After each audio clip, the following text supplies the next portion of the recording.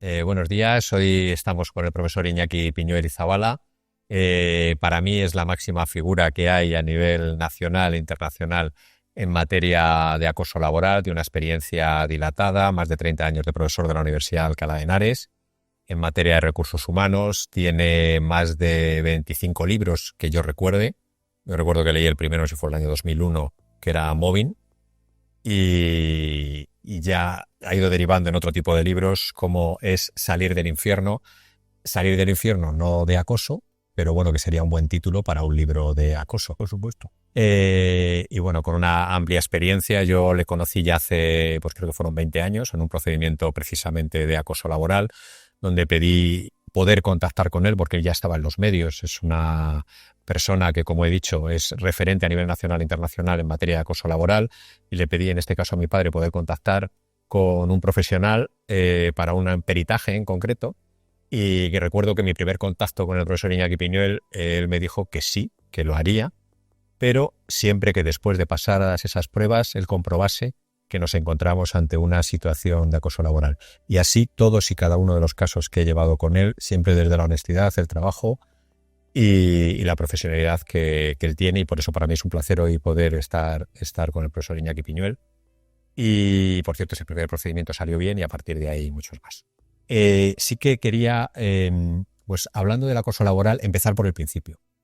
Es decir, empezar por lo que es el acoso laboral, qué definición tiene el profesor Iñaki Piñuel de acoso laboral, que yo he leído que ha formado al Consejo General de Poder Judicial, ha formado a organismos, ya lo hablaremos después y haré unas preguntas respecto a eso, pero qué definición tiene el profesor Iñaki Piñuel respecto al acoso laboral y qué tipos de acoso laboral existen.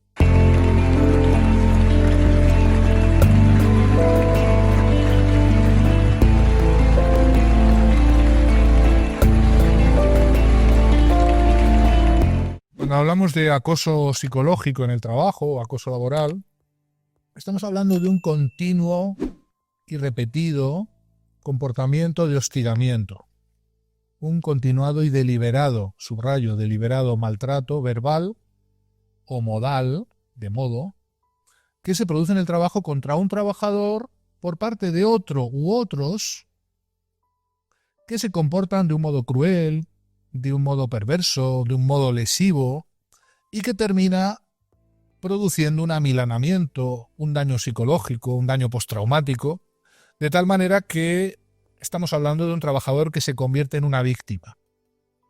El mobbing, el acoso psicológico en el trabajo, es un proceso de victimización donde hay una parte que agrede y un trabajador que es víctima.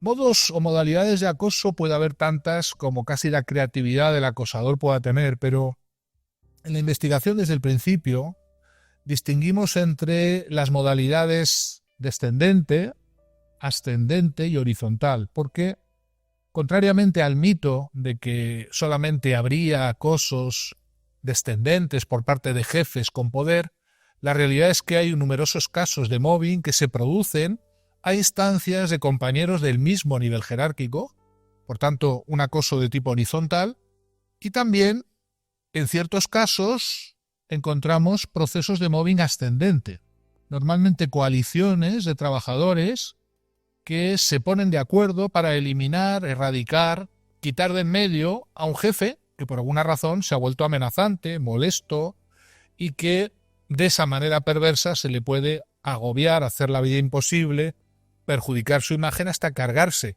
su presencia en la empresa. Esas tres modalidades, ascendente, descendente y horizontal, producen el mismo resultado, un resultado de daño.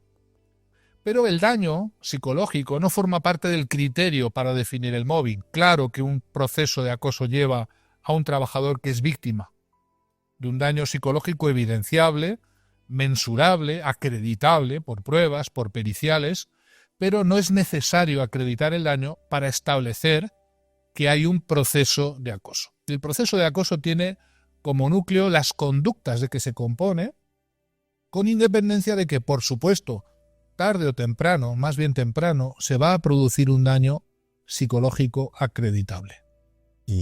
Por ejemplo, has hablado de mobbing ascendente, o sea, es decir, de abajo arriba, ¿no? Y hay una pregunta fundamental, o sea, ha habido sentencias que dicen que no puede existir, una primera pregunta es si puede existir abajo, porque me ha parecido entenderte que sí, o sea, mobbing ascendente, es decir, de los que están por debajo hacia los superiores. Y en segundo lugar, la segunda pregunta es, yo le llamo tipo sándwich, no sé si es correcta la expresión, pero si es necesario para que ese mobbing que sea de abajo a arriba, necesita para el sándwich que alguien de arriba apoye para aplastar a esa persona.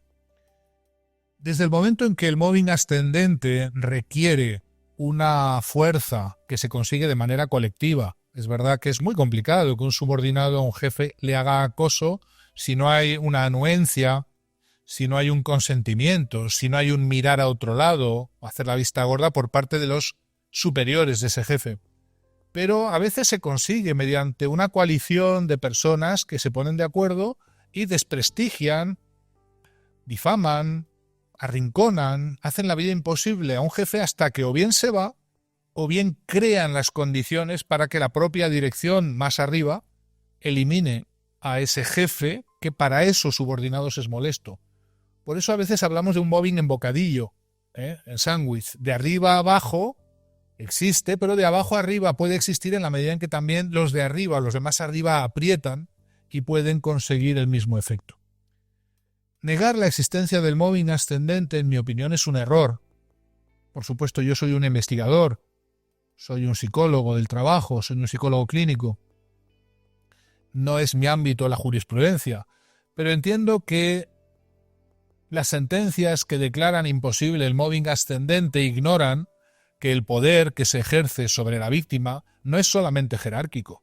Puede ser un poder conseguido por la aglutinación, la agregación, la masa, el linchamiento colectivo, que produce un efecto similar o incluso a veces superior al que puede tener un mando, un director, un responsable jerárquico sobre sus subordinados inmediatos.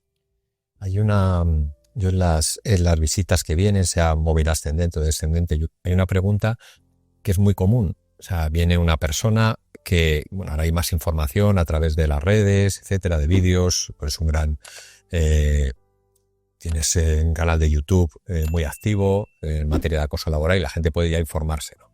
Pero te viene y dice, yo no estoy seguro si estoy sufriendo una situación de acoso laboral. ¿Cómo puedo saberlo? Ante esa pregunta, cuando te llegan, Iñaki, ¿tú qué le respondes? Bueno, es muy habitual que la víctima de mobbing tarde mucho tiempo, incluso hablamos de meses y en casos extremos años. Está sufriendo una situación de acoso y al principio la banaliza, la trivializa, le quita importancia. Entra en un proceso que en psicología se llama disonancia cognitiva, que es el no poder creer, el no poder aceptar, el no poder sencillamente tragar con una conducta que es inaceptable y que viene de personas de las que uno no espera el daño, compañeros de trabajo, jefes, responsables, que tienen que velar por el bienestar del trabajador y por tanto uno no espera que sea tu propio jefe el que te haga la vida imposible, que perjudique tu trabajo, o que sean tus propios compañeros los que te hagan la vida imposible, te priven de la información necesaria, hagan todo para que te equivoques. Es algo que es difícil de entender para la víctima y por tanto es muy normal que acudan muchas personas que tienen la duda y son flagrantes casos de mobbing, de acoso laboral, pero que están inmersas en esa confusión que hace que durante muchísimo tiempo, demasiado tiempo, pasa ese tiempo sin que se adopten medidas de protección o que la víctima ni siquiera reclama su derecho a no ser maltratada en el trabajo. Y es ahí donde asistimos al desgraciado fenómeno del daño, el accidente, porque estamos hablando de un verdadero siniestro laboral. La persona que cae dañada, enferma por el mobbing es una víctima de un accidente de trabajo. Cierto es que ese accidente de trabajo no tiene como causa un único suceso. Ocurrió un suceso gravísimo y a partir de ahí esta persona entró en un daño psicológico. El mobbing se compone, y esto es muy importante, de acciones que tomadas aisladamente pudieran no suponer ninguna grave situación de riesgo para la vida o la salud de la víctima, pero que encadenadas en el tiempo, repetidas en el tiempo, producen una erosión en la resistencia psíquica del trabajador, producen una tortura de gota a gota, y es la última gota la que desborda el vaso. Un día ese trabajador, que está sufriendo mobbing desde hace mucho tiempo, meses o años, sencillamente no puede más. No puede levantarse de la cama, entra en un ataque de pánico, genera los síntomas postraumáticos típicos de los flashbacks, los ataques de pánico, las somatizaciones que le incapacitan para el trabajo. No es que haya ocurrido nada más grave el día anterior a esa baja o a ese siniestro, sino que llega un momento que el organismo no puede más. Y esa gota última es la que desborda el vaso.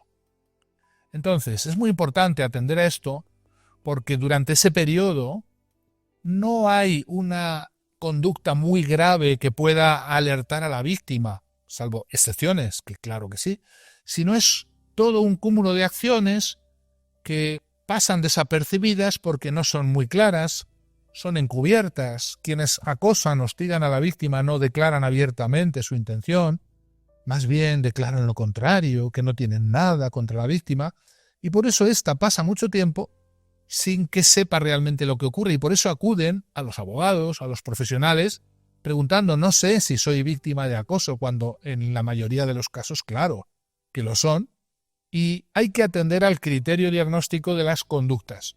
No es la sensación de que me están haciendo mobbing la que acredita el acoso laboral.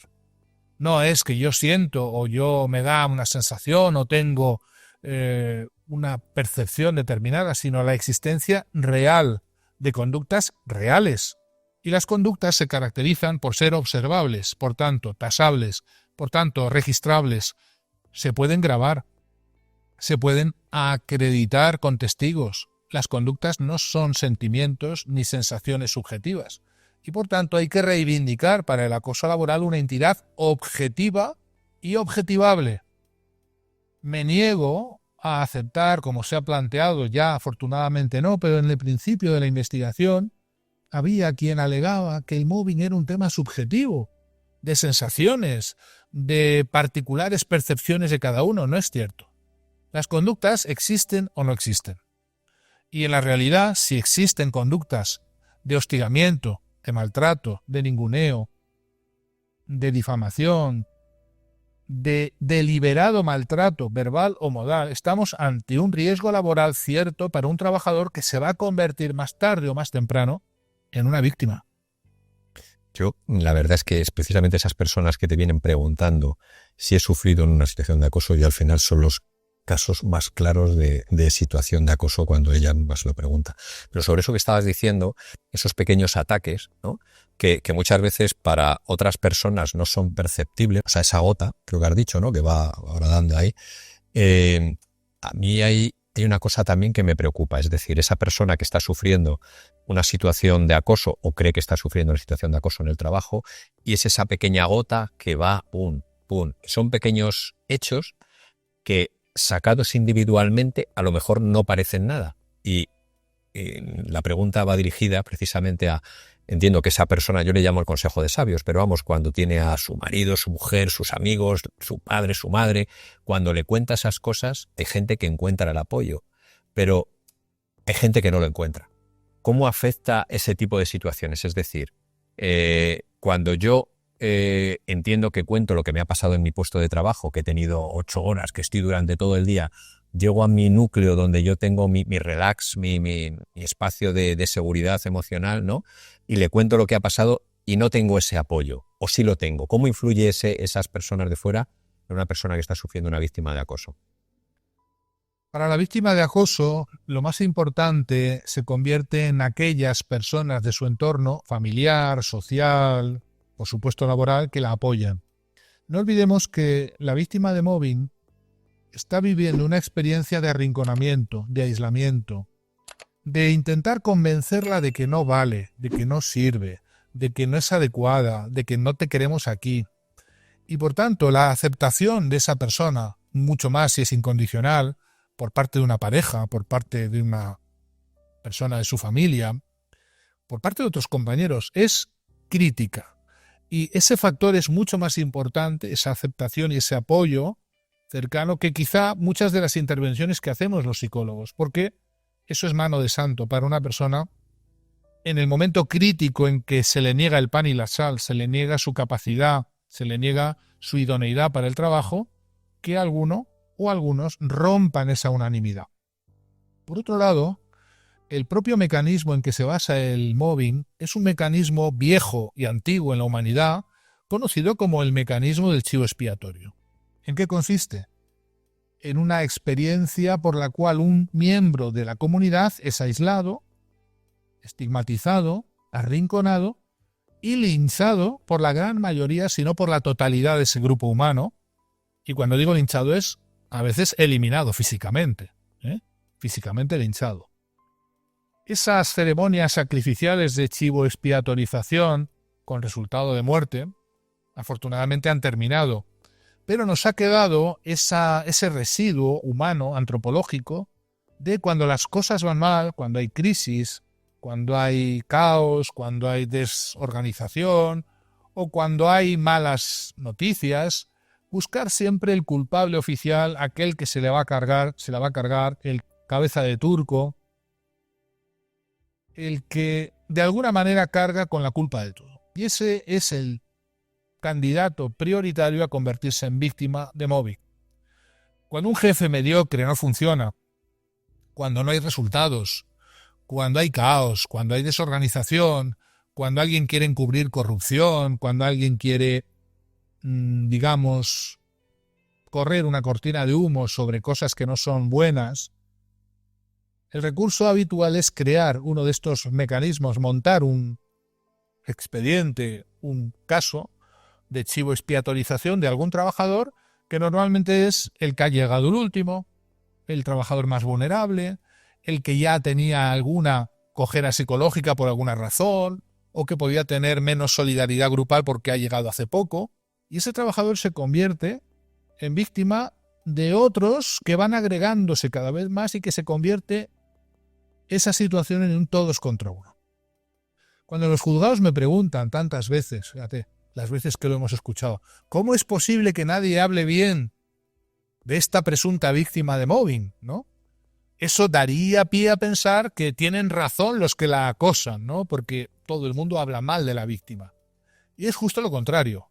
El que todo el mundo hable mal de la víctima acredita que se ha producido una alteración en la percepción y en las atribuciones, que es la que el instigador del proceso de mobbing ha operado, convenciendo a muchos de participar en ese linchamiento que es colectivo y que termina arrastrando a todos.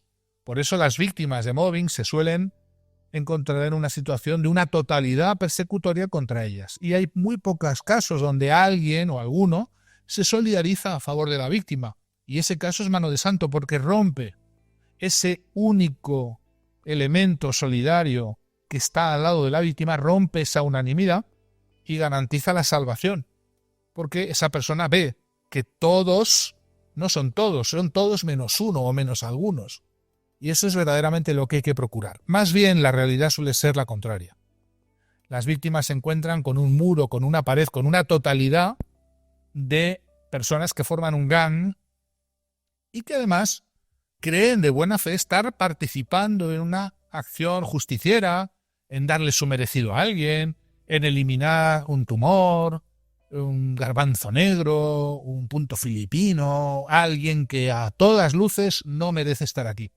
Y esto es lo que hace que la mayoría de las personas que son reclutadas para participar en el acoso de una víctima, pues tienen una convicción de estar haciendo algo bueno, destruyendo a un ser humano. Lo cual es terrible. Cuando al final se dirige ese grupo hacia la persona, quiero decir, en muchas ocasiones te encuentras una situación en la que ha tenido una vida laboral normal y hay como un punto de inflexión, ¿no? Una ruptura biográfica. Una ruptura, y a partir de ahí comienza esa gota, ¿no?, que has mencionado. Durante toda tu experiencia, ¿qué tipos de ruptura? Cuando digo de tipos, si está muy marcado a lo mejor un tema maternal, está muy marcado un tema sindical, está muy marcado, o sea, ¿qué te has encontrado a lo largo? Bueno, hay de todo, pero efectivamente lo que hay que buscar es una ruptura en la biografía laboral, que puede tener muchas causas. La llegada de un nuevo jefe. es el elemento a partir del cual de repente un trabajador que es bueno, todo lo hace mal. ¿Cómo puede ser si antes era bueno, ahora es malo? La llegada de una situación, un compañero nuevo, que es el que instiga el proceso, puede ser. El hecho de que la persona que llega por primera vez a un nuevo puesto de trabajo es sistemáticamente arrinconada por los que ya estaban ahí, esa es la novedad. O también el ejercicio de un derecho, reivindicar, volver de una enfermedad de larga duración es una de las cosas más horribles que yo me he encontrado y es muy habitual. A la vuelta de una larga ILT, un proceso de incapacidad laboral transitoria, el que se reincorpora a su trabajo, que ha sido sustituido por otra persona, pues vuelve a ocupar su puesto y es víctima de un hostigamiento por parte de otros que quieren que vuelva la persona que ocupaba su puesto de reemplazo. O también el ejercicio de un derecho, por ejemplo, el mobbing maternal. En España se sigue practicando el mobbing contra las mujeres por el hecho de quedarse embarazadas, no tanto por destruirlas a ellas, que las destruyen, sino por marcar un ejemplo negativo de lo que le puede ocurrir a la que se atreva a ejercitar su derecho a la conciliación, a la baja maternal, etcétera, los derechos que están asociados. Y quizá en estos tiempos de corrupción, una de las causas típicas y habituales también de ser seleccionado como target la víctima es el que o bien no ha querido participar en un enjuague, en una corrupción, o bien es conocedor de, o bien ha dicho que con él no cuenten para esa corrupción, y entonces se convierte en amenazante. El perfil único, quizás, de todas las víctimas de mobbing que hemos podido acreditar después de muchos años de investigar, es que por alguna razón las víctimas de mobbing son o se han convertido en amenazantes para el que instiga el proceso. Y ese que instiga el proceso es el que se siente amenazado por la llegada o por la aparición o por la presencia de ese trabajador que está estorbando, está molestando, y es el que se encarga de lanzar la bola a rodar. Luego esa bola puede arrastrar a mucha gente que no estaba inicialmente en el proceso.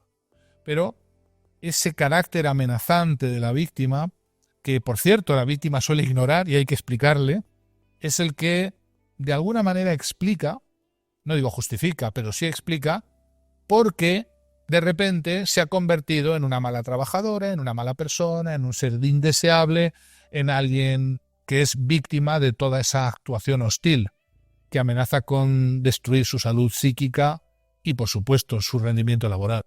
Estamos hablando del perfil de la víctima y el perfil del acosador, porque yo lo que me he encontrado, no con tu experiencia, pero lo que sí me he encontrado es numerosos casos donde yo creo que tú le denominabas en algún libro cadáveres en el armario. Es decir, el típico acosador que es que el éxito lo construye así.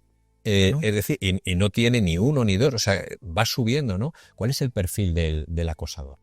El comportamiento del acosador se va perfeccionando con el tiempo. Es terrible decirlo, pero los acosadores, la mayoría de ellos, ya tienen otras víctimas antiguas. Son lo que yo he llamado en mis libros los cadáveres en el armario. ¿Qué significa eso? Pues que allá donde vamos a investigar una situación de mobbing, encontramos que allí, en ese mismo departamento, en otro tiempo, anteriormente, había habido otros casos que ya no están, obviamente, porque han sido laminados. Entonces, ¿por qué en ciertos entornos, ciertos departamentos, ciertas unidades, ciertas dependencias se repiten los casos? Bueno, porque el que está ahí presente constantemente es el que instiga el proceso. Y ese instigador, con el tiempo, mejora, lo hace mejor, se perfecciona, utiliza técnicas más indirectas, más difíciles de detectar, pero es más eficaz. Y a ese sí lo hemos investigado. Y sabemos muchas cosas ya de los acosadores, de los que instigan el acoso. Una de las que sabemos es que frecuentemente presentan alguna de las denominadas así personalidades psicopáticas, que son personas que están integradas en la sociedad, que no han cometido crímenes violentos, que no mataron, no asesinaron, pero son técnicamente hablando psicópatas, personas sin alma, sin emociones, sin norma moral, sin conciencia, que no les duelen prendas de quitar de en medio a un competidor, a alguien que les estorba, a alguien a que no han podido seducir o comprar o amenazar. Ese comportamiento psicopático de comprar o eliminar a los que estorban explica que en muchos casos, en el origen del mobbing, hay estos personajes, estas personalidades siniestras que llamamos en psicología psicópatas, que no son personas con cara de malo, sino son seres externamente encantadores, seductores, con la mejor imagen pública que quepa imaginar, pero que encubren un siniestro lado oscuro que solamente es evidente para la que se convierte en su víctima. Hay que distinguir entre el que instiga un proceso de acoso y el que participa en él. El que instiga el proceso de acoso, el que lanza la bola a rodar, es el que sabe lo que hace. Y hay que decir que el mobbing es un deliberado maltrato debido a que es continuado. Y voy a explicarme. Si yo por la mañana salgo a trabajar con mi automóvil, atropello a una ancianita, eso es un accidente. No había voluntad, aunque eso puede ser penado y penable, pero es un accidente. Si yo salgo a trabajar todas las mañanas y atropello siempre, todas las mañanas a la misma ancianita, eso ya no es un accidente. El mobbing es continuado y solamente puede ser continuado por ser deliberado. Que alguien pueda maltratar puntualmente a un compañero o a un subordinado puede ocurrir, pero ese acto puntual no es en sí un proceso de acoso. Un proceso de acoso se caracteriza por una sistemática dirección sobre la víctima para perjudicarla, dañarla, romper sus redes de comunicación, quebrar su reputación, inducirla a error, privarle de la información que necesita, reducir su autoestima, desestabilizarla emocionalmente. Todo eso repetidamente no es un comportamiento casual, aunque a veces lo alegan. No quise hacerlo, pero la repetitividad, la frecuencia, el hecho de que no son conductas aisladas, sino repetidas, prueba que ese proceso está activado por una intencionalidad oculta, encubierta, porque no es bonito en nuestra sociedad reconocer que estás intentando eliminar, destruir, cargarte a un ser humano.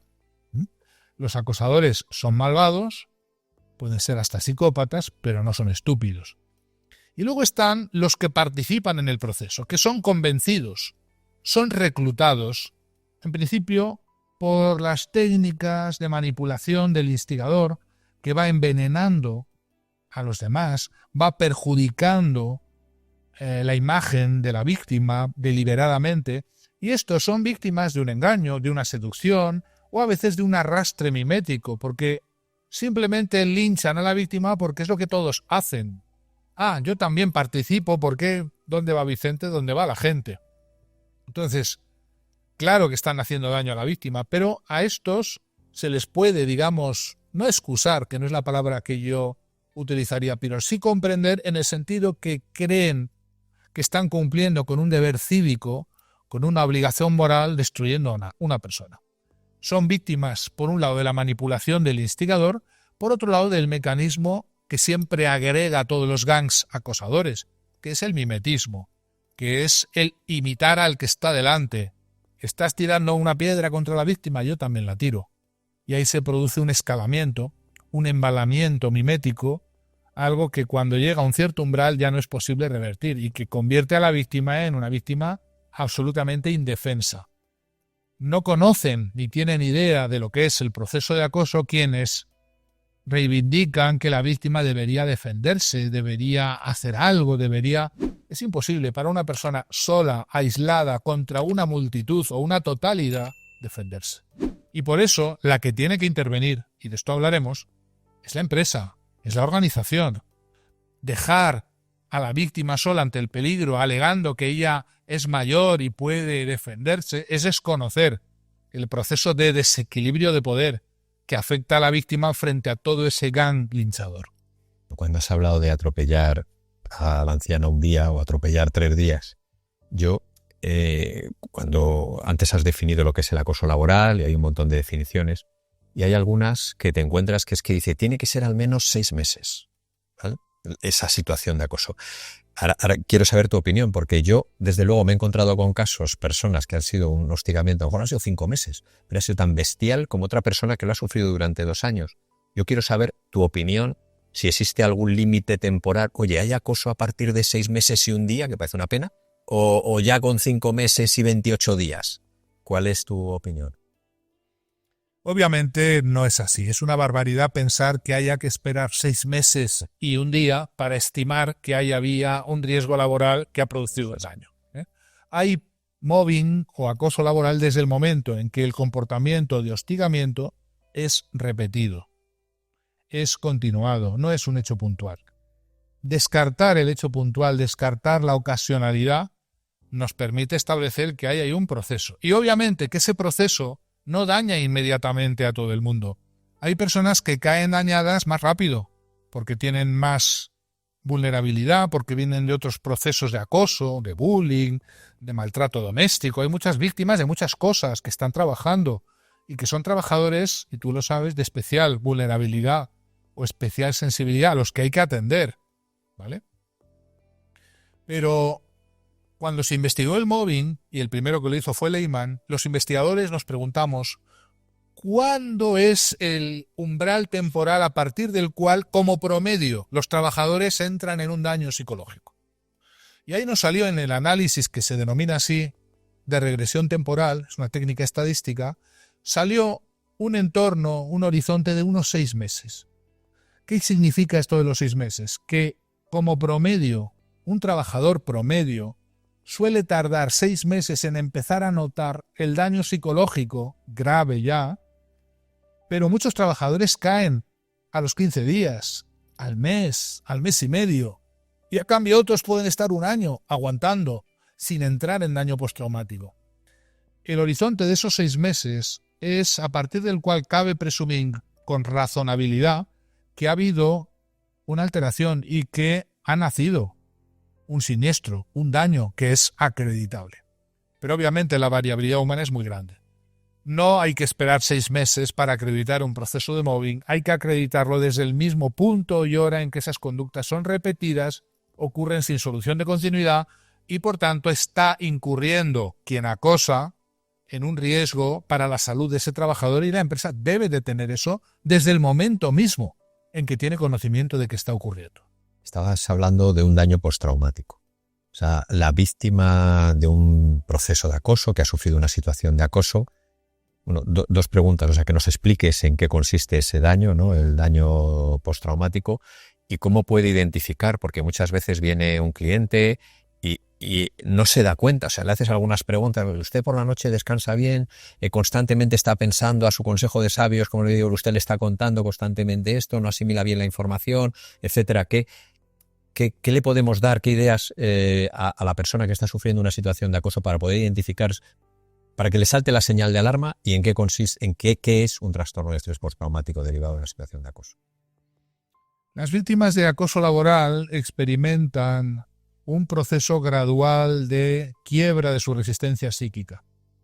Rara vez hay un hecho muy grave, muy intenso, una grave conducta de maltrato, de violencia. Ocurre alguna vez, pero es muy raro.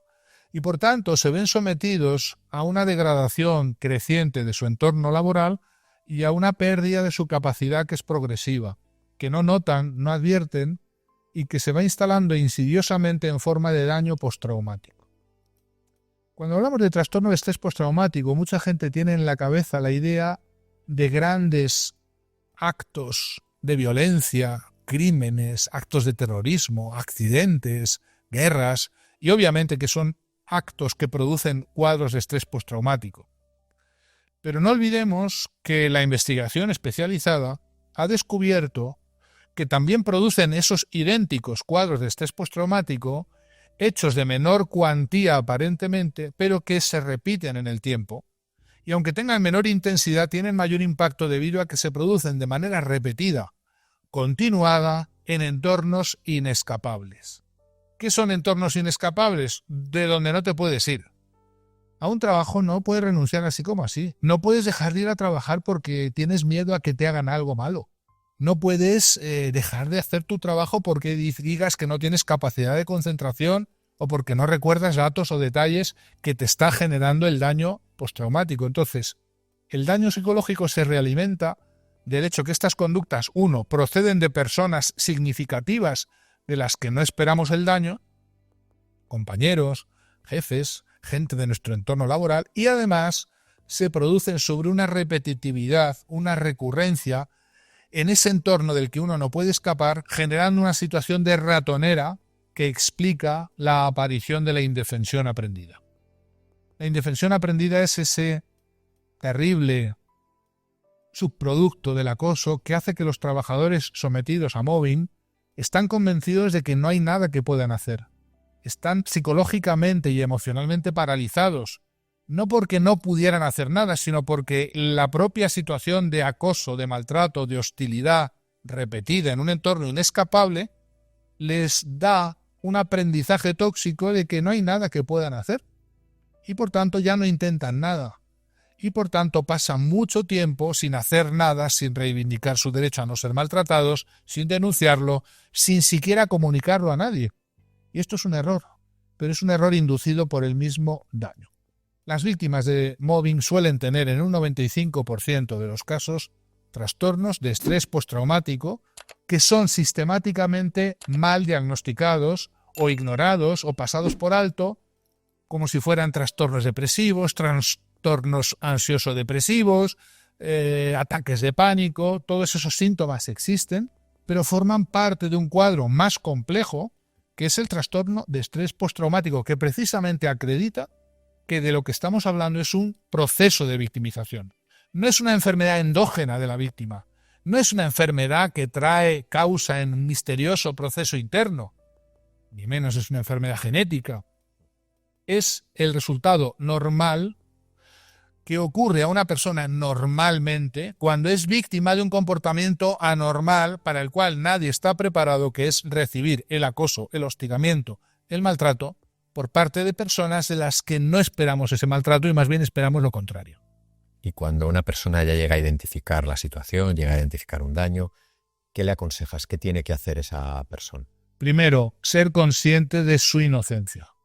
A la víctima de mobbing se le convence de que no vale, de que no sirve, de que todo lo hace mal, de que nadie le quiere, de que los clientes la aborrecen, de que los compañeros no quieren saber nada de él o de ella. Y eso va produciendo una sensación culposa que rompe o quiebra la resistencia y destruye la autoestima. Y por tanto, el trabajador que se convence de su culpabilidad, porque se le viene a decir que no estás siendo víctima de mobbing, de acoso, es el justo castigo por tus errores, por tu maldad, por tu carácter como ser indeseable. Y entonces ese tragarse la culpabilidad es la primera manifestación de un daño que hay que revertir. Vomitar esa culpabilidad es parte importantísima de la recuperación de la víctima. Y por supuesto, una vez convencida de su inocencia técnica, porque nadie merece el mobbing, no hay casos de mobbing justificable. No hay ninguna razón que pueda justificar que en un moderno entorno laboral en el siglo XXI nadie reciba maltrato, ninguneo, hostigamiento, ataques. Eso no forma parte del entorno esperable y no hay por qué sufrirlo y no hay justificación para practicarlo. Entonces, desde ahí, primero, informar. Buscar ayuda. La ayuda porque la mayoría de las víctimas cuando caen en la cuenta ya tienen daño psicológico. Buscar ir registrando, ir tomando, digamos, los datos relevantes para en su momento poder acreditar si las cosas llegan a judicializarse o llegan a pedirse pruebas. He dicho que el mobbing son conductas. Son conversaciones, son ataques, son amenazas, son coacciones. Es una conducta de denigración constante. A veces son insultos. Todo eso deja huella, deja rastro. Se puede registrar, grabar, se puede acreditar. Es necesario ir llevando un registro. Y si se puede también, un registro con prueba, para que en su momento eso puede quedar acreditado. Y por supuesto buscar, porque gracias a Dios, después de tanto luchar y tanto investigar, conseguimos que en España también, como en muchos países, se legisle. El mobbing es un ilícito y además es un ilícito penal, no solamente laboral, sino penal. Y desde ese punto y hora es importante decir que no hay causas que puedan justificar el acoso en el trabajo. Todo ello es un delito, es un ilícito, es un comportamiento injusto para la víctima y además que no se puede alegar ninguna causa de justificación desde la ley. Hemos estado hablando sobre todo desde el punto de vista de la víctima, ¿no? De cómo ayudar a la víctima, cómo identificar el daño, etcétera. Pero yo creo que hay un dato previo, ¿no? Que es la empresa, la administración pública, el empleador, ¿no? En general. Aparte de ser la máxima figura que existe en materia de acoso laboral, eres profesor de universidad, que yo recuerdo, creo que hace 30 años, en materia de recursos humanos.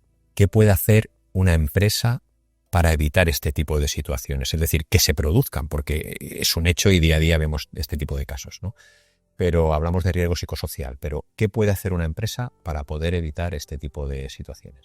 Cuando hemos ido a mirar lo que ocurre dentro de las empresas, no digamos las administraciones públicas, nos hemos encontrado que entre un 11 y un 15% de las plantillas reportan estar siendo víctimas de mobbing en ese momento.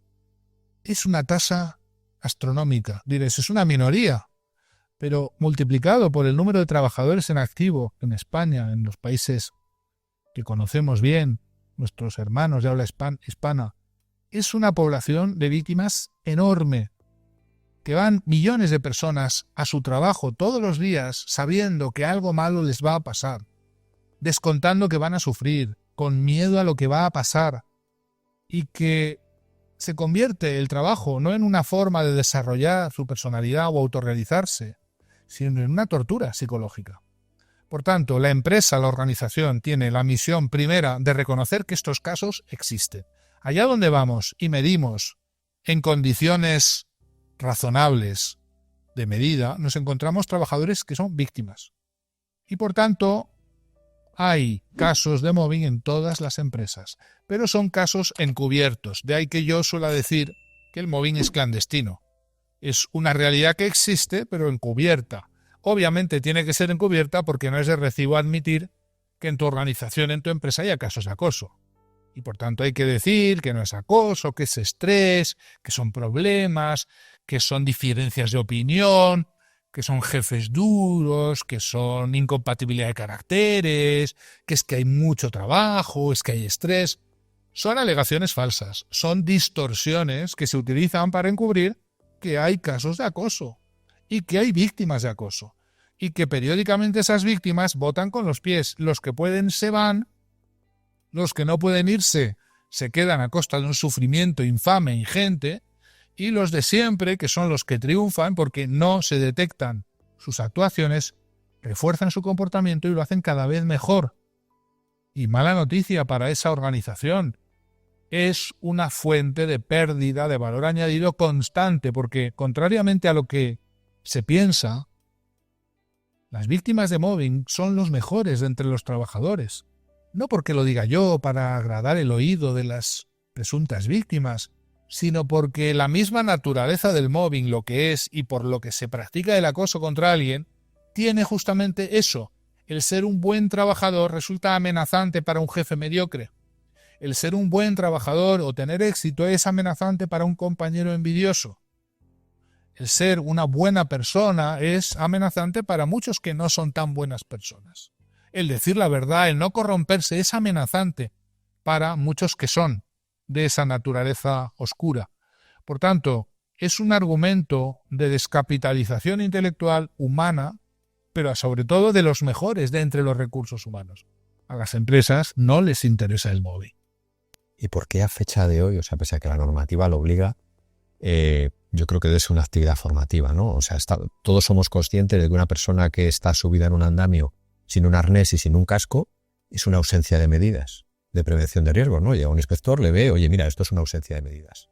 Pero sin embargo, no se evalúan, y hablo también de la administración pública, de universidades, de empresas, etcétera, no se realiza una adecuada evaluación de riesgos psicosociales y creo que no tenemos una conciencia del daño que puede ser exactamente igual que el señor, insisto, yo he tenido casos de suicidio, he tenido casos de incapacidad permanente absoluta, y puede ser exactamente igual el de una evaluación de riesgo psicosocial.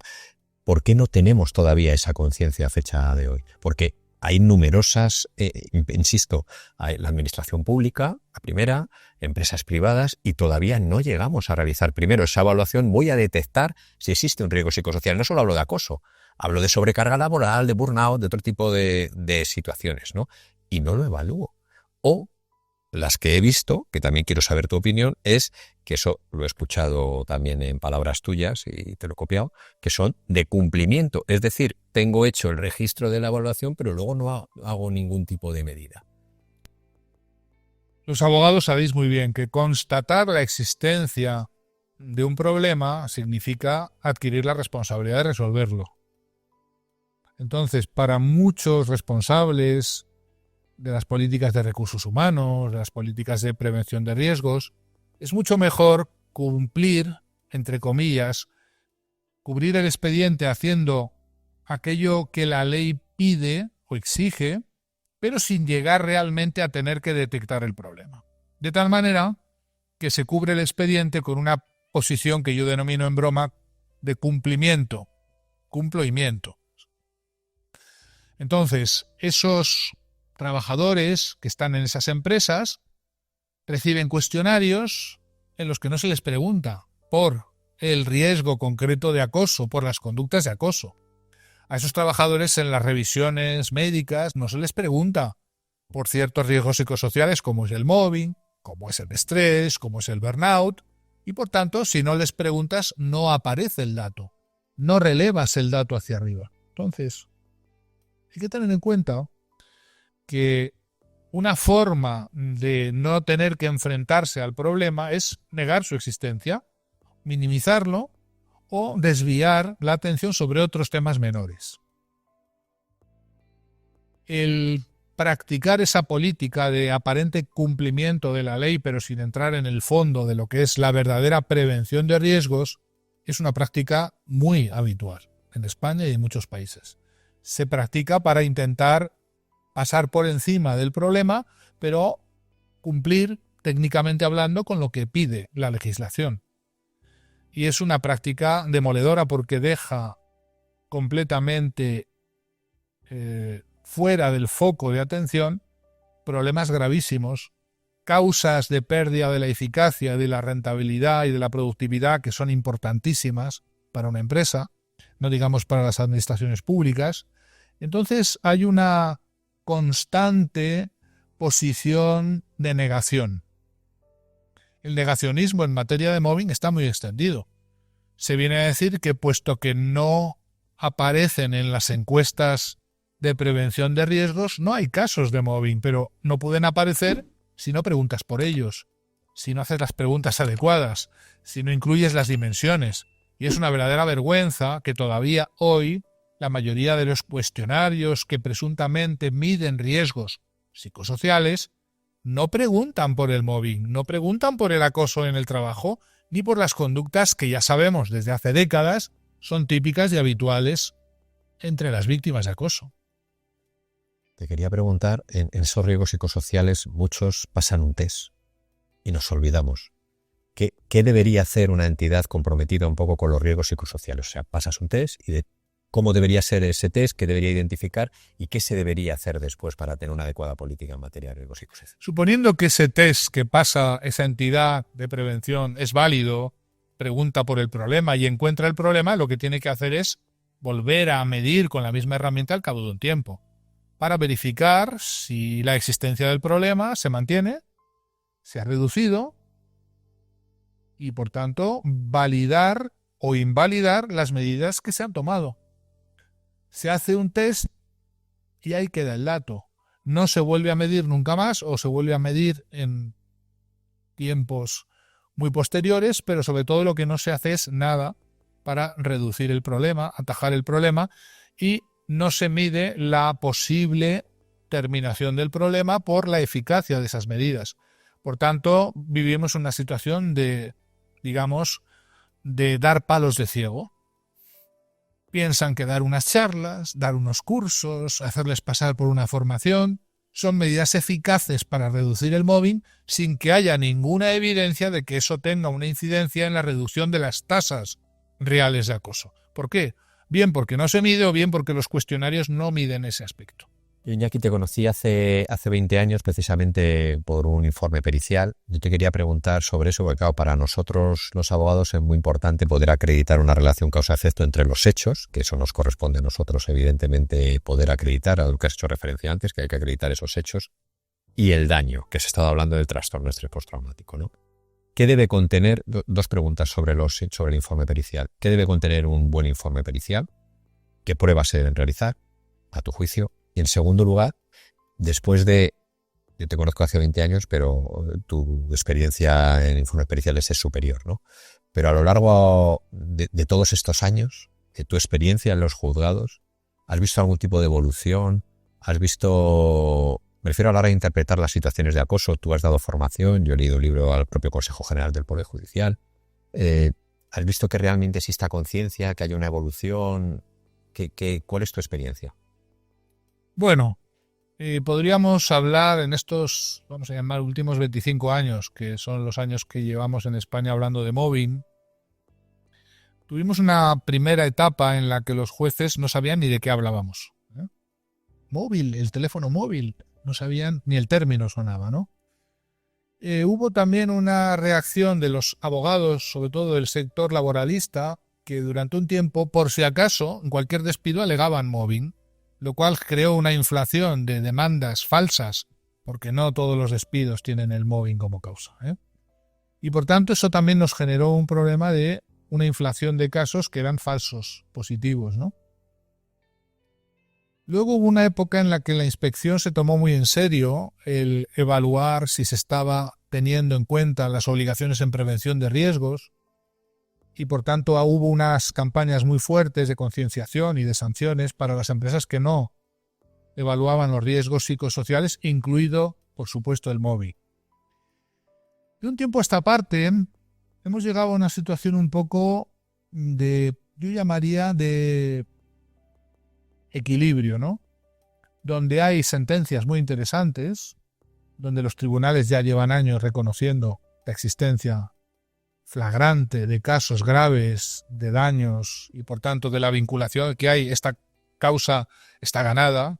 Yo creo que un juez sabe que si hay mobbing, eso es un ilícito, eso perjudica y eso es un daño evidente que no puede admitirse, eso como promedio. Pero el sistema jurisprudencial español, como heredero del sistema de derecho romano, establece la carga de la prueba en aquel que afirma algo. Decís los abogados, incumbit probatio qui affirmat non qui negat, ¿no? La carga de la prueba pertenece al que afirma algo y no al que lo niega. Entonces, de alguna manera, la carga de la prueba del mobbing pertenece, como no podría ser de otra manera, a un trabajador que no siempre ha sido consciente de haber sido víctima, que no ha grabado, registrado, llevado cuenta de lo que ha ocurrido, cuyos testigos no quieren declarar porque tienen miedo o porque de verdad son participantes también en el proceso de linchamiento. Entonces, esa carga de la prueba hace que en materia de mobbing sea muy complicada la terminación en positivo de ese pleito. Ocurre porque claro que hay gente que registra, claro que hay testigos que acreditan, claro que hay indicios para que su señoría juzgue y acredite la existencia del acoso. Pero no está tan claro que el hecho de demandar por mobbing termine siendo una sentencia favorable. También porque hay que decirlo, los abogados no siempre enfocan correctamente los casos. Y hay que tener siempre en cualquier materia en la vida, pero mucho más en materia de mobbing, a un especialista, alguien que sepa de qué está hablando y que sepa enfocar el caso, porque no todos los casos de mobbing se van a resolver con una demanda judicial. Y lo que la víctima quiere no es ganar un pleito.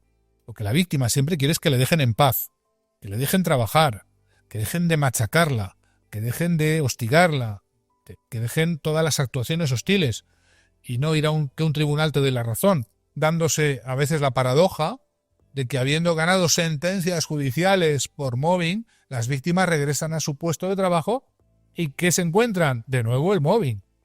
Por tanto, no es garantía de nada el ganar un pleito. Pero el abogado que es sensible, el abogado que entiende de esto, debe encontrar la mejor situación o posición para su cliente y no simplemente ir a un pleito porque sí, porque eso le va a llevar a ganar dinero, porque eso le da réditos, porque eso pues le viene bien al abogado, pero no es seguro que le venga bien también a la víctima. Claro que hay que denunciar cuando hay que denunciar, pero hay muchas otras modalidades que utilizáis los expertos en mobbing jurídicos y que son tanto más eficaces, que puede ser el reclamar el cumplimiento de la política de prevención, el reclamar la evaluación de riesgos psicosociales, el advertir de lo que está ocurriendo a la Dirección de Recursos Humanos o al Departamento de Seguridad e Higiene en el Trabajo.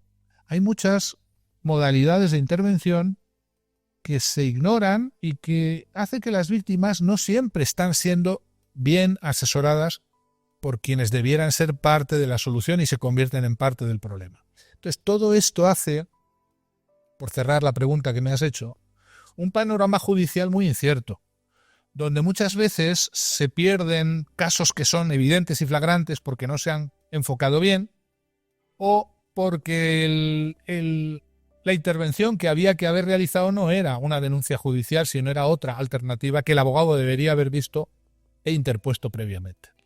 Yo te quería hacer una pregunta que es que yo creo que ha surgido desde el principio, desde que yo empecé, por eso hace 20 años llevando temas de acoso laboral, que a mí me sorprende mucho.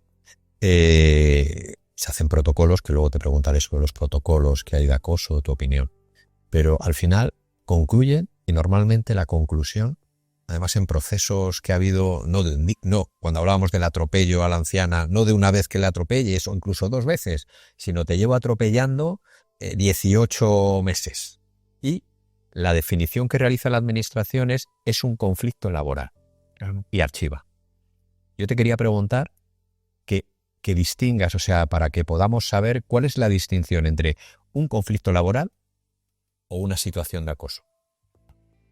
Es una vieja alegación y falsa alegación, la de que el mobbing es un proceso, no es un proceso de victimización, sino un mero conflicto donde hay partes y por tanto no hay que meterse o donde cupiera la mediación. Falso. La característica de un conflicto es que hay 2 o más partes que tienen objetivos distintos e incompatibles y por ello entran en un conflicto de intereses. Yo quiero una cosa, tú quieres otra cosa, podemos mediar, intermediar, llegar a un acuerdo. ¿Por qué el mobbing no es un conflicto? Porque en cualquier conflicto esos objetivos que manejan las partes son legítimos o legitimables y por supuesto confesables. Yo quiero irme de vacaciones en julio, tú me ofreces las vacaciones en agosto, vamos a llegar a un acuerdo, porque obviamente no vamos a ponernos de acuerdo, pero intentemos. Las 2 pretensiones son legítimas. En el mobbing no estamos ante un conflicto porque el objetivo de una parte, al menos, el victimario, no es legítimo. El objetivo de una parte es eliminar a la otra, es destruir psicológicamente a la otra, es arrinconar a la otra, es dañar a la otra. Y ese objetivo no es validable de ningún modo y por tanto no estamos ante un conflicto, sino ante algo que hay que denominar siempre un proceso de victimización. El victimario quiere producir un resultado de daño o de eliminación de B, la víctima. Y eso no puede asimilarse a un conflicto, porque esos objetivos, el del victimario, destruir a la víctima, y el de la víctima, no ser destruida, no son ambos 2 éticos, legítimos, aceptables. Y por eso no hay que calificar un proceso de victimización claro y flagrante como un conflicto entre partes donde hay que resolverlo con las buenas herramientas de la mediación. No cabe la mediación en el mobbing porque la mediación presupone poner en el medio, mediación viene de medio, unas pretensiones que no son compatibles, pero bueno, donde todos ceden. ¿Cómo cedería la víctima ante la pretensión de su acosador de destruirla? ¿Dejándose destruir un poquito? ¿A partes? ¿Por días, pares o impares? es una barbaridad que ya ha ocurrido también con otros problemas que yo he investigado, como el bullying, el acoso escolar, como el maltrato doméstico. A ninguna mujer maltratada se le propone que haya una mediación con su maltratador, que se deje maltratar un poquito y ponga algo de su parte para resolver el maltrato. Esto es una barbaridad. Bueno, pues no se ve la misma barbaridad, es exactamente igual lo que le ocurre al trabajador que sufre mobbing, que lo único que quiere es que le dejen en paz, que le dejen de maltratar. Y por eso no cabe la mediación, sino la protección, la adopción de medidas, el colocarse del lado de la víctima y el contener inmediatamente el comportamiento del acosador, sancionándolo, porque hay que hablar de sanción. Las empresas tienen grandes dificultades para sancionar conductas que son flagrantes, son escandalosas. ¿Y por qué? Bueno, pues porque hay intereses, hay redes, hay conexiones. Los acosadores, los instigadores, a veces son vacas sagradas, son personas intocables, son personas que producen el miedo también en aquellas que deberían ponerles en su sitio, y por tanto es más complicado sancionar, contener la conducta del acosador, y lo más fácil es decir a la víctima que ponga de su parte, que conceda, que concilie, que haga una mediación, y eso pues es una revictimización. La mediación en materia de mobbing es una verdadera aberración, es un proceso de revictimización secundaria. Me encanta que digas eso. O sea, yo hace poco he tenido un procedimiento precisamente donde una mutua de las más importantes de este país, lo primero que le ha ofrecido a la persona que ha denunciado una situación de acoso de manera interna, dentro de esos protocolos de acoso, es la mediación. Claro, como que la mediación, o sea, mediación con la otra persona, o sea, y luego ya que si no, pues un protocolo de acoso.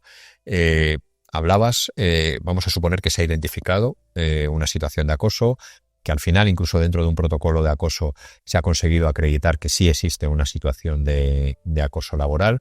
Has hablado que se debe sancionar. ¿Existe alguna otra forma de poder solucionar? Es decir, con el perfil que hemos preguntado antes de lo que es un acosador, es casi una psicopatía, ¿no? Con el perfil de la víctima y el daño que puede haber tenido esa víctima, ¿existe alguna otra forma, algo desde mi punto de vista ignorante, que no sea la extinción? Porque yo sí considero que eso ya es un incumplimiento de grado culpable y que no debe continuar la relación laboral. Pero vamos a suponer que desde un punto de vista de adopción de medidas, ¿existe alguna manera de solucionarlo de otro modo que no sea la extinción de la persona que ha protagonizado por acción esa situación de acoso? La extinción, si te refieres a ese despido al revés, que la víctima dice yo ya no puedo seguir aquí y entre comillas me voy, dando, digamos, esa extinción del contrato activada por la propia víctima, ¿verdad? ¿Te refieres a eso? No, me refiero a que la empresa identifique, vamos a suponer que es una empresa que ha tenido una adecuada política de prevención, que ha identificado un riesgo psicosocial, ha realizado un protocolo de acoso y concluye que fulanito está acosando a menganita. Entonces, desde mi punto de vista, solo cabe para poder solucionar ese problema la extinción de la relación laboral, porque yo creo que gradualmente... No le llamemos extinción, eso es un despido procedente. Sí. Bueno. ¿Por qué? Por un comportamiento muy grave. Si tú descubres que tu empleado te roba, o que tu empleado maltrata a tus clientes, o que tu empleado no acude a trabajar, no es extinción exactamente. Es que lo que hay es un despido que es plenamente justificado y es procedente. Además, otra cosa es que esté tasado, ¿no? Ahí podemos entrar. Pero el Estatuto de la Función Pública, desde ya varios años, establece que es causa de pérdida de la condición funcionarial, nada menos, el haber acosado a alguien. Los funcionarios pierden su condición como funcionarios si acosan. Los trabajadores en el sector privado, que menos que no ocurra lo mismo. Pero claro, no es porque no se pueda hacer, sino porque la situación concreta que a veces ocurre en ese lugar hace que el instigador tiene de alguna manera un poder o una relación o una conexión con los que toman las decisiones preferente, más importante que la que tiene la víctima, y entonces se prefiere cortar por lo sano. Se prefiere, en este caso, extinguir la relación laboral de la víctima, eliminando a la víctima limpiamente, pensando que muerto el perro se acabó la rabia. Ignoran esas personas que operan así que el problema no pertenece a la víctima que la van a eliminar, sino al que ha creado a esa víctima, que más tarde o más temprano va a reproducir ese mismo comportamiento que es un comportamiento en serie, porque los acosadores son acosadores en serie, repiten sus comportamientos contra otras víctimas en otros tiempos, en otras empresas, y ahí podemos rastrear historiales terribles de personas muy notorias, por cierto, en la sociedad española, empresarios que han dejado regueros de cadáveres en el armario por todos los sitios. Allá donde han ido, han destruido poblaciones enteras laborales, empresas enteras. Antes has hablado, cuando te he cambiado la pregunta, o sea, realmente has hablado de la posibilidad de extinción por parte del trabajador, ¿no? Es decir, yo me voy de aquí, me está el incumplimiento de la empresa, me quiero ir y me quiero ir con la indemnización más unos daños y perjuicios. Eso es una opción, es decir, yo corto y me voy. Hay otra opción que es reclamar a la empresa, ¿no? Oye, yo quiero que me indemnices, continúo aquí, pero que me indemnices. Claro, supongo que habrá que ver el caso concreto, pero ¿tú qué aconsejas a una víctima de acoso? ¿Enfrentarse al problema dentro de la empresa o buscar la salida dentro de la empresa? Es decir, buscar la salida con una extinción, como has mencionado, a la inversa, buscar un despido, una extinción del artículo 57. Yo en todos mis libros sobre mobbing, que son algunos, siempre he recomendado que la víctima se convierta en protagonista de su propia salida del problema. No digo que no busque ayuda, no digo que no busque expertos, abogados, personas que la puedan asesorar, pero hay algo muy importante y es que la víctima de este proceso de acoso entra en indefensión. Y esa indefensión ha de ser vencida, revertida. Y la forma de revertirla es que ella, la víctima, se convierta en su propia valedora, no la única, pero la principal. Esto a veces requiere psicoterapia. Y el equipo que yo dirijo está especializado en recuperar a víctimas que están con esa indefensión, ayudándoles a recuperar esa capacidad de poner su vida a su cargo, de defenderse, de poner límites, de reivindicar su inocencia, que es muy importante. Pero no siempre es posible. Hay situaciones muy envenenadas, situaciones terminales, situaciones donde las víctimas ya no pueden más y hay que elegir entre la vida o el trabajo. Y más vale la vida que el trabajo. Y en ese caso puede ser recomendable una extinción o ir conscientemente a una baja laboral durante la cual recuperar fuerzas para volver y reivindicar su derecho a no ser maltratado. Entonces, lo que hay que decir es que el proceso de recuperación psicológico de la víctima necesita que ésta se convierta en primera valedora de sí misma, y esto requiere vomitar esa culpabilización que se va inoculando perversamente en la víctima de mobbing, es revertir esa dinámica de creer que no puedo hacer nada, que estoy a merced de mis acosadores, es romper esa dinámica de dejarse ir, de abandonarse, de resignarse, que es terrible, porque es la causa de todos los daños psicológicos, de la pérdida de la autoestima y de un proceso de degradación, de pérdida de la resistencia psicológica y de creciente somatización que las víctimas atraviesan. Sí, Iñaki, has hablado antes precisamente de los procesos de baja médica, ¿no? De incapacidad temporal. Yo quería preguntarte sobre eso dos cosas. En primer lugar, ¿cómo puedes identificar que esa baja laboral deriva de una situación de acoso o deriva del trabajo, porque esa persona ha podido tener otra serie de conflictos? ¿Cómo lo identificas de un duelo? ¿Cómo lo identificas de que se irá mal con su marido, con su mujer, etcétera, etcétera? Y luego una segunda pregunta, ¿es necesario para poder acreditar un daño que la persona que ha sufrido una situación de acoso tenga una baja laboral o no? Empiezo por la segunda, no. Porque la mayoría de las víctimas de acoso sufren el mobbing durante mucho tiempo durante el cual están dañadas y no están de baja. Por tanto, estar de baja no acredita el mobbing y no estar de baja no deja de acreditar o de desacreditar el mobbing. Esto es muy importante. Lo que acredita la existencia de acoso es la existencia de conductas, de un proceso continuado y deliberado que tiene manifestaciones visibles. No son cosas invisibles, morales, psicológicas. Claro que hay cosas psicológicas involucradas, la autoestima, la resistencia psíquica, el daño psicológico, pero el mobbing tiene un sustrato que es muy interesante, objetivo, visible. Se puede acreditar cuando alguien es amenazado, coaccionado, maltratado, cuando a alguien se le arrincona, cuando no se le habla, cuando se le ignora. Todo eso es comportamiento real. Y eso es inaceptable. No es justificable de ninguna manera. Cuando a veces se dice que la enfermedad que tiene la víctima es una enfermedad común, una contingencia común, o son enfermedades psicológicas misteriosas que la víctima ha desarrollado de repente, puede ocurrir, porque en la vida todo cabe. Pero la existencia de un proceso de victimización de este tipo, contingente a la aparición de un daño postraumático, que es unívoco de una exposición a un grave riesgo para la vida o la integridad física o psicológica, te permite establecer que esa baja laboral o esa enfermedad o ese daño es atribuible a esto que está ocurriendo. Por tanto, las dos cosas son importantes. Ni que una persona sufra una depresión o un trastorno de ansiedad significa que tenga inmediatamente una causa laboral en ello, pero no hay que hacerse un ciego deliberado.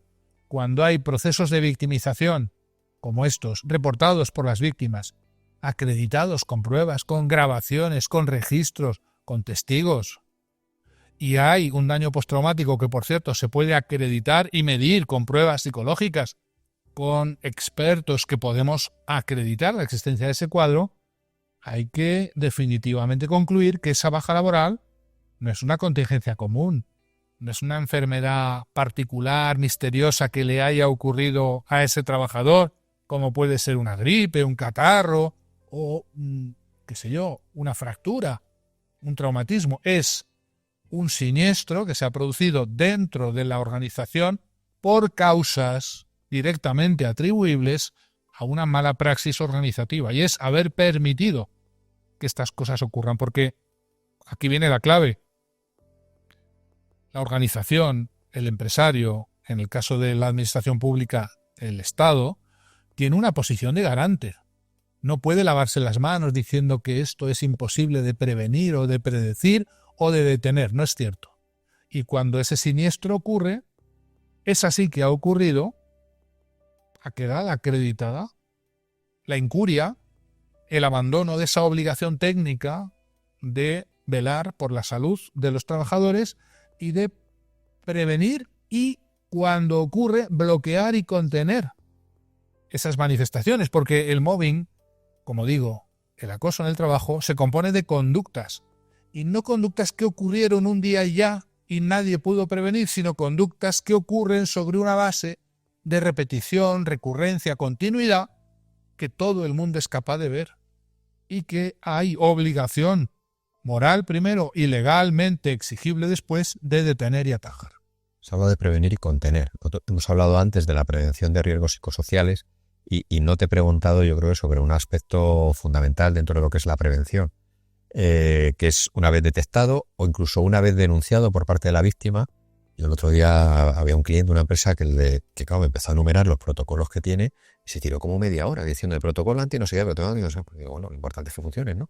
Pero ¿qué debería contener un protocolo de acoso? ¿Cómo debería realizar una empresa un protocolo de acoso? Me explico.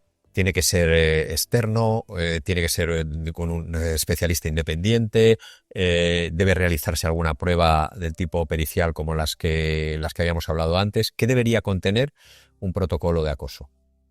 El protocolo de acoso debe definir muy bien lo que es y lo que no es, poniendo ejemplos de conductas.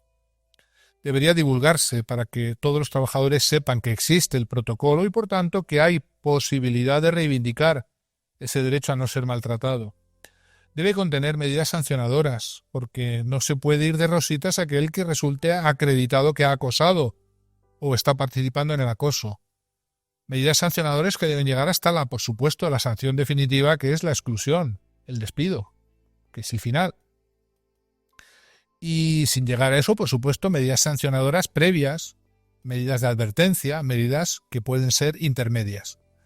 En ese protocolo debe definirse cómo la víctima de un caso de acoso pueda recibir ayuda interna, sin tener obligatoriamente que denunciar ante un juez o de hacer una denuncia contra tal o cual persona, sino simplemente obtener ayuda, acompañamiento, asesoramiento, simplemente una intervención humana, humanizadora. Y en esos protocolos deben estar incluidos siempre los procedimientos de prevención activa del mobbing. No se puede esperar a que haya mobbing para empezar a intervenir. Los casos de mobbing deben iniciar en su intervención desde el momento en que en la evaluación de riesgos psicosociales aparece la evidencia de que en ciertos departamentos ciertos trabajadores reportan esas conductas. Hay que dirigirse antes de que ocurra el siniestro a ver qué ocurre ahí, confirmar o desconfirmar y, por supuesto, actuar. Y, por supuesto, esos procedimientos deben ser divulgados, quedar por escrito y estar vigentes.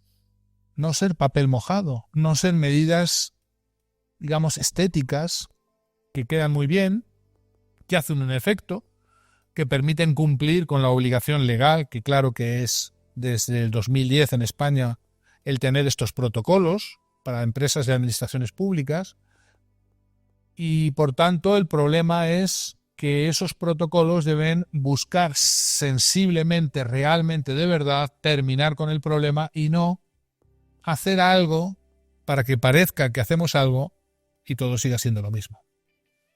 Tú has llevado muchos temas también de acoso escolar.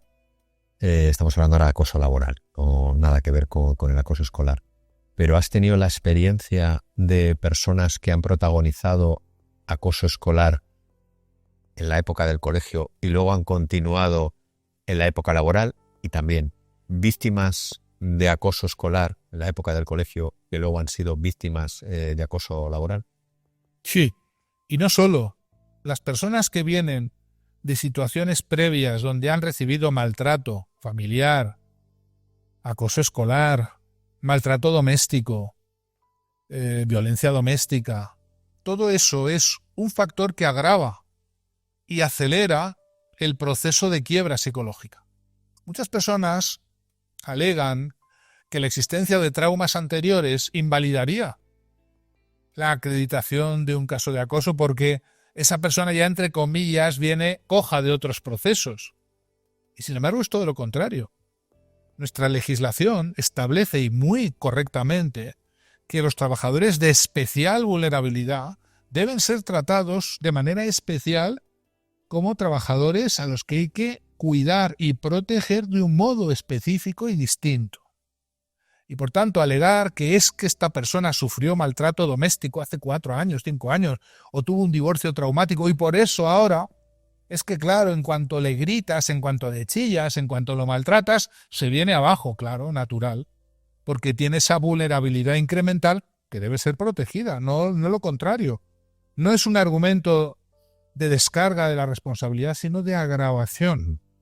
Y cuando a veces se alega esto en los tribunales, yo suelo aconsejar a los abogados que defienden a las víctimas que aumenten la cantidad de indemnización porque además reconocen que el trabajador era de especial vulnerabilidad y no se tuvo en cuenta.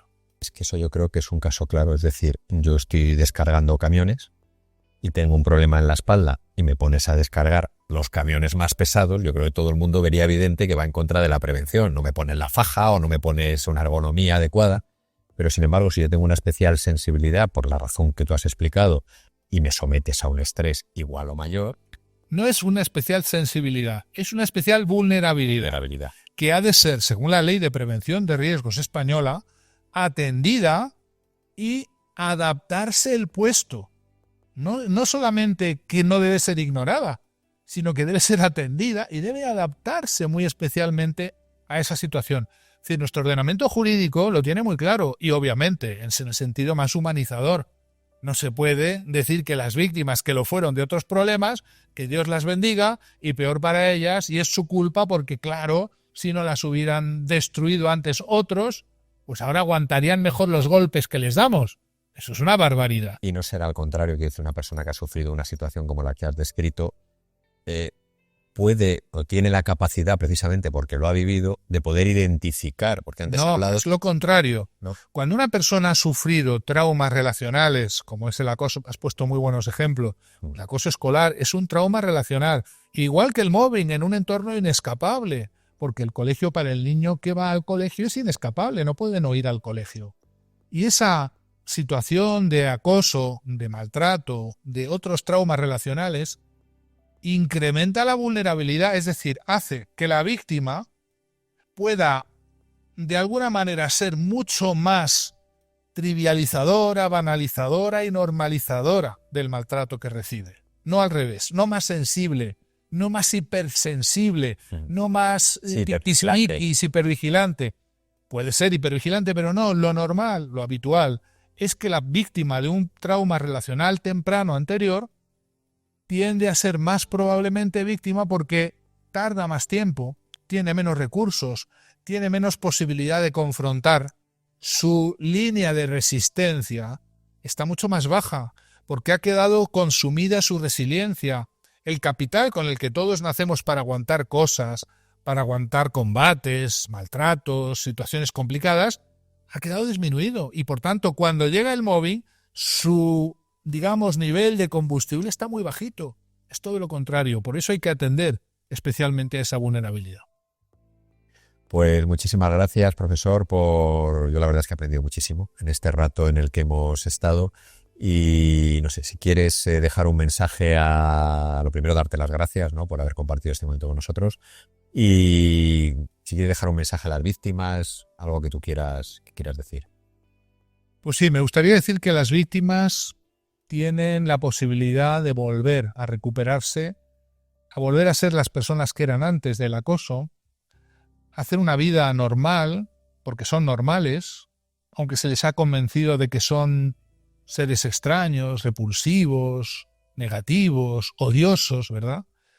Y que para eso está, por un lado, el ordenamiento jurídico que protege su derecho a no ser maltratado, y hay que recordar que en España y en la mayoría de los países del mundo no va en el sueldo ser maltratado, no entra en el sueldo el mobbing, y por tanto hay formas de encontrar un modo saludable de ir a trabajar sin que eso consista en perder la autoestima, perder la salud, perder las ganas de vivir, en definitiva a veces también perder la vida. Y que para esas víctimas todo nuestro trabajo, el que hemos hecho, el que yo he hecho y el que otros hicieron antes que yo, ha servido para demostrar que las víctimas de mobbing no son quejicosas, victimistas, hipersensibles, personas tiquismiquis, todo eso existe, pero la gran mayoría de las víctimas de mobbing no son así, sino que son trabajadores y trabajadoras que no quieren nada más que seguir haciendo su trabajo, que les dejen en paz y poder hacer una actividad laboral que les desarrolle y les realice en este mundo. Y hay salida, hay vida más allá del mobbing. Este es el mensaje positivo que hay que dar.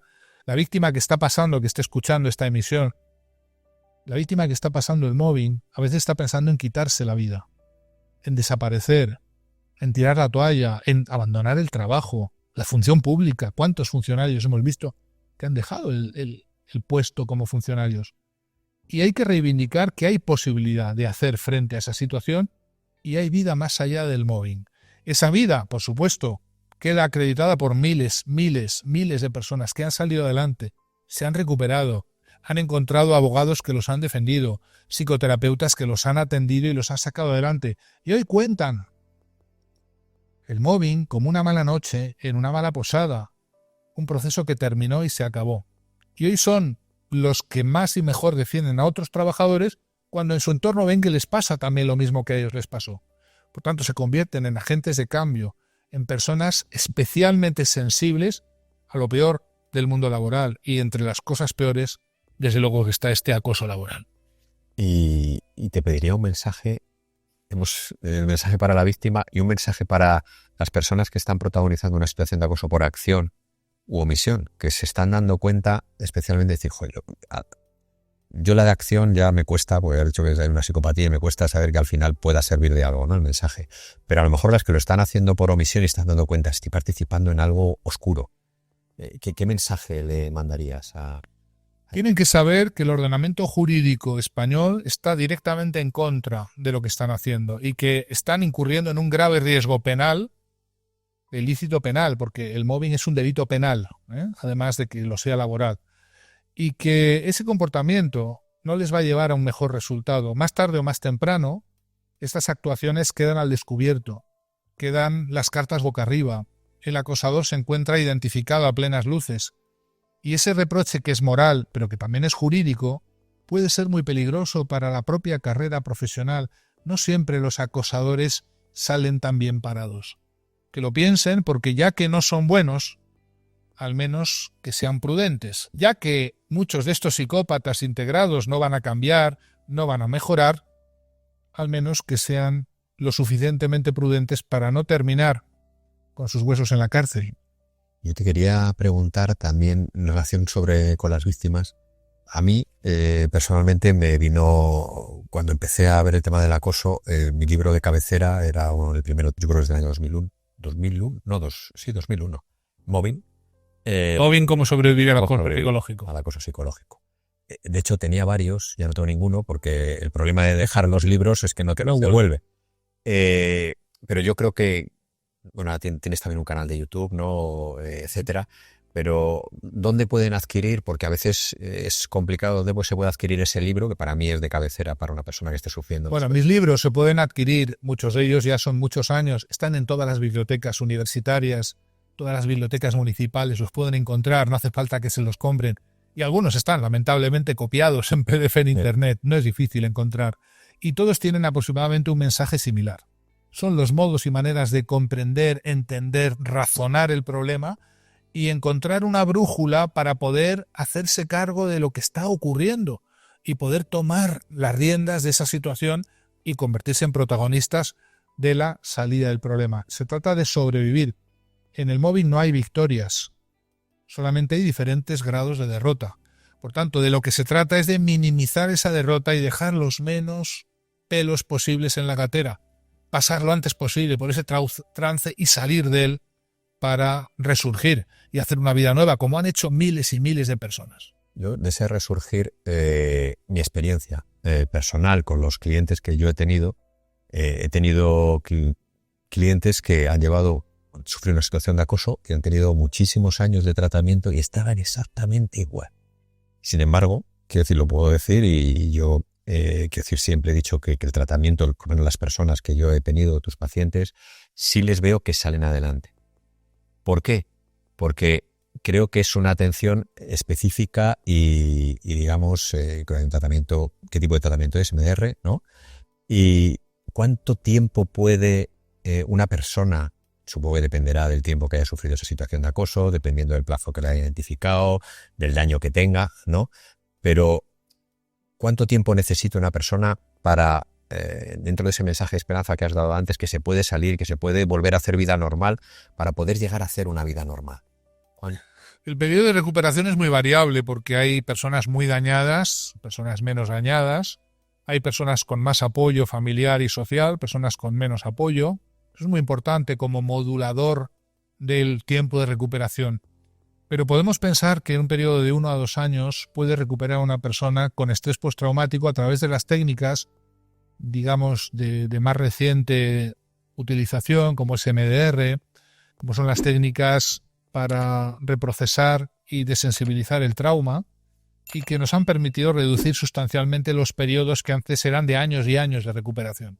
Hoy en día las víctimas encuentran una mejoría muy rápida, aunque no una curación definitiva tan rápida, y lo que hay que procurar es aplicar la técnica correcta en función del diagnóstico correcto. No estamos hablando de personas con depresión, con ansiedad, con estrés. Estamos hablando de personas con trastorno de estrés postraumático. Y el trastorno de estrés postraumático que no se trata con herramientas específicas se cronifica. Y al cronificarse da paso a cambios en la forma de ser, a modificaciones permanentes en la personalidad que cuesta luego mucho tiempo y esfuerzo erradicar. O sea, que si una persona que sufre una situación de acoso, por lo que has dicho, si yo acudo a otro tipo de especialista y me medican y solo recibo una medicación pero no recibo otro tipo de tratamiento psicológico, no voy a salir de esa situación o va a ser muy difícil, entiendo. La medicación ansiolítica y antidepresiva atenúa síntomas, que son los efectos del problema. Y lo que hay que hacer es eliminar o erradicar las causas. Y las causas del trastorno de estrés postraumático no son un mal funcionamiento neurológico o bioquímico del cerebro. Las causas están en la mente, en una mente traumatizada, en una mente altamente traumatizada, que tiene un hematoma psíquico que se llama el trauma complejo. Y es ahí donde hay que trabajar, en la causa. Los síntomas se pueden atenuar, se pueden contener por un tiempo, pero no se eliminan mientras no se elimine la causa, que es esa herida psicológica, esa información disfuncionalmente almacenada en la mente, que es la que interfiere, la que produce los cambios en el humor, la inestabilidad emocional, los problemas de concentración, los problemas de memoria a corto plazo, la irrupción de flashbacks, las pesadillas, el insomnio tardío, el estado permanente y difuso de ansiedad. No es un problema bioquímico, neurológico, es un problema de la mente que ha sido golpeada y que, por tanto, su reacción es una reacción normal. La reacción postraumática es algo normal ante un hecho anormal, que no debería haber ocurrido.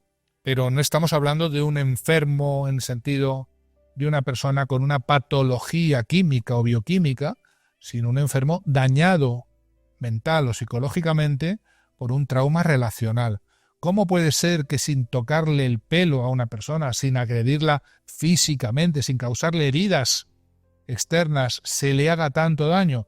Porque el origen del trauma que el mobbing genera es un trauma complejo de origen relacional, un trauma de tipo 2 que llamamos.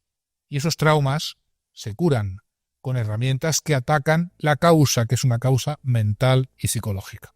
Se ha hablado en el tema de la recuperación de un factor fundamental, lo que es el apoyo, pues el apoyo de familiares, el apoyo de amigos. ¿Cómo puede, digamos, dirigido a esas personas, ¿no?, que tienen un familiar, que tienen un amigo o un hijo, etcétera, que saben que está sufriendo una situación de acoso, cómo pueden apoyarle? Lo más importante es explicarle a la pareja, a los hijos, hermanos, amigos de la víctima de mobbing que es un momento crítico en su vida en el cual van a necesitar muy especialmente ese apoyo, esa solidaridad, mucho más que en ningún otro momento.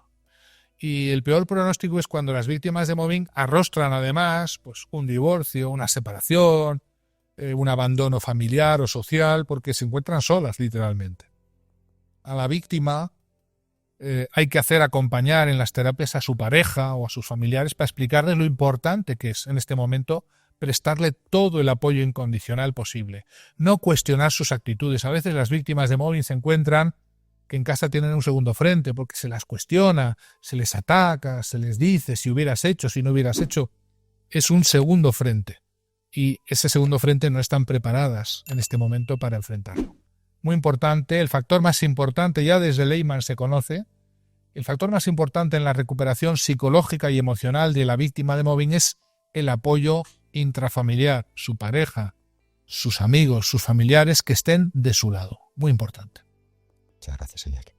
Si necesitas terapia, en el Instituto Iñaki Piñuel contamos con los mejores especialistas en intervención en trauma. Con la Psicoterapia Cero, que ofrecemos online para todo el mundo, podemos ayudarte a recuperar tu vida. Pide tu cita en inakipinuel.com. Estamos aquí para ayudarte.